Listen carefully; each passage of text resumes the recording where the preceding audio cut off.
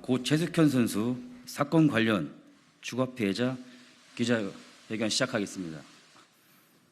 오늘 최석현 선수가 하늘로 떠난 지 10일째 되는 날입니다. 사명감을 가지고 나서주신 언론인 덕분에 뒤늦게나마 문체부, 대한체육회, 대한철인 3종협회 등 관련 기관들이 전담팀을 꾸려 가혹행위에 대한 조사를 실시하고 있지만 김규봉 감독과 장윤정 선수 등 가해자들은 여전히 혐의를 부인하고 있는 상황입니다. 그래서 오늘 고 최석현 선수 사건으로 신체적, 정신적 충격이 채 가시지 않음에도 불구하고 동료 선수들이 당시 상황을 직접 증언하기 위해 큰 결심과 용기로 함께 이 자리에 서 주셨습니다. 뿐만 아니라 오늘 이 자리에는 함께 해주시지 못했지만 진술을 통해 도와주신 많은 선수분들께도 진심으로 감사드리며 어떠한 불이익으로부터 선수 여러분들을 반드시 지켜드릴 것을 약속드립니다. 대한민국 국회의원이자 체육인의 선배로서 지켜드리지 못해 정말 죄송하다는 말씀을 고 최석현 선수와 오늘 이 자리에 함께 해주신 동료 선수 그리고 고통을 받으신 체육인 여러분께 꼭 드리고자 합니다. 다시 한번 지난 26일 고인이 되신 트라이애슬론 고 최석현 선수의 한을 풀어주신 언론인 여러분께 진심으로 감사의 말씀드리며 앞으로도 많은 협조 부탁드립니다. 경청해 주셔서 감사드립니다. 다음은 추가 피해자 선수들에 대한 얘기를 하겠습니다.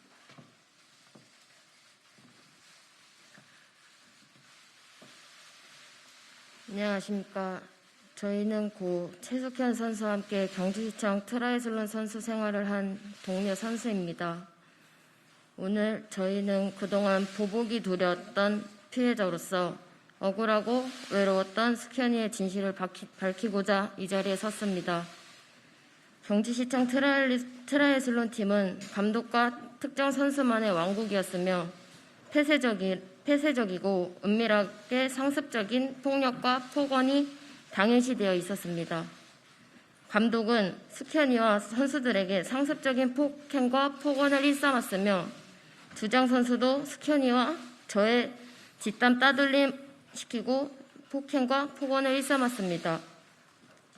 감독은 16년 8월 점심에 콜라를 한 잔 먹어서 체중이 불었다는 이유로 빵을 20만 원치 사와 석현이와 함께 새벽까지 먹고 토하게 만들며 또 먹고 토하고 시켰습니다. 또한 견과류를 먹었다는 이유로 견과류통으로 머리를 때리고 벽으로 밀치며 뺨과 가슴을 때려 다시는 안 맞겠다고 싹싹 빌었습니다. 19년 3월에는 복숭아를 먹고 살이 쪘다는 이유로 감독과 팀닥터가 술 마시는 자리에 불려가서 맞았는데 이미 석현이는 맞으면서 잘못했다고 눈물을 흘리며 빌고 있었습니다. 뿐만 아니라 설거지를 하지 않는다는 이유로 뺨을 때리고 부모님과의 회식 자리에서 감독님이 아버지께 다리 밑에서 가서 싸우자고 말하며 어머니한테는 뒤집어 엎는다고 협박까지 했습니다.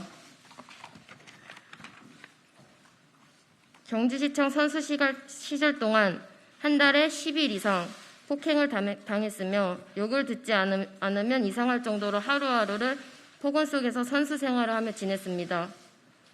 감독한테서 인센티브도 제대로 받지 못하고 국제대회에 나갈 때마다 지원금이 나오는데도 항상 80만 원에서 100만 원가량 사비를 주장 선수 이름의 통장으로 입금을 요구했습니다.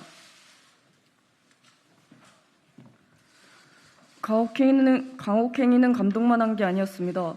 팀의 최고참인 주장 선수는 항상 선수들을 이간질하며 따돌림을 시키고 폭행과 폭언을 통해 선수들을 지옥의 구렁텅이로 몰아넣고 정신적인 스트레스로 스스로 무너지게 만들었습니다.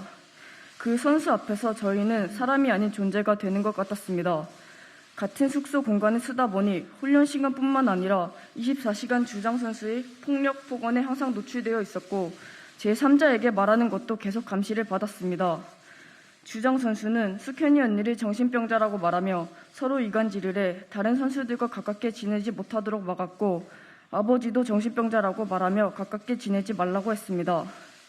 또한 숙현이 언니가 팀닥터에게 맞고 나서 방에서 혼자 휴대폰을 보면서 크게 울고 있는 것도 쇼하는 것이라며 휴대폰 보고 어떻게 우냐, 뒤에서 헛짓거리한 것 같다며 숙현이 언니를 정신병자 취급하고 도망갈까봐 달래줬다라고 말했습니다.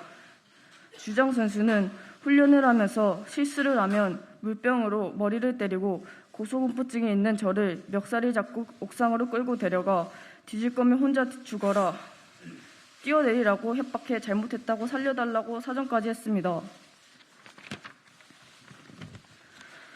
감기 몸살이 걸려 몸이 좋지 않았는데도 훈련을 하지 않았다는 이유로 선배를 시켜 강목으로 폭행해 피멍 등 부상을 입어 훈련하는 것도 힘들었습니다. 피로골절에 인해 반깁스를 해 운동을 못하는 상황이었음에도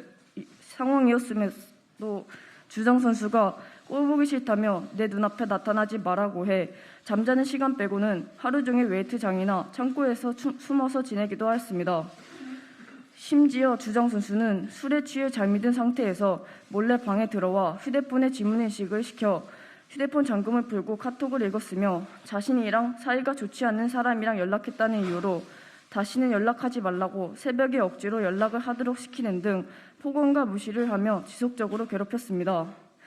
그러고는 팀을 나간다고 말하자 너 팀 나가면 명예훼손으로 신고하겠다, 때리고 그런 적 없다고 협박하고 발뺌을 했습니다.